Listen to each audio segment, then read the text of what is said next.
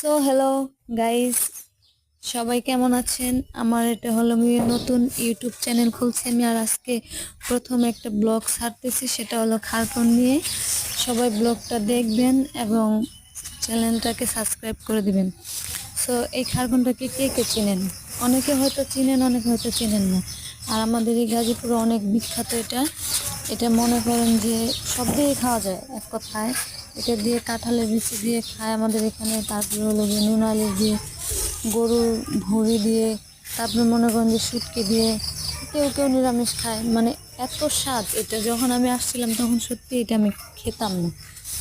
So আমি ছোটোবেলা জানতাম যে এটা পাতা দিয়ে ভর্তা বানানো যায়, কিন্তু এটা ডাঁটাটা যে এত স্বাদ আমি জানতাম না।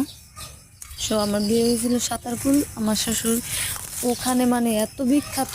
সো এখানে আমরা ওখানে থাকি না, সাতারকুল বাড্ডা থাকি না, এখন আমরা গাজীপুরে আসার পরে মানে এখানে আমাদের যে সাঁতারকুলের মানুষগুলা সবাই এসে মানে খামচা খামচি করে এই খারকনগুলো নিয়ে যায়, এত স্বাদ।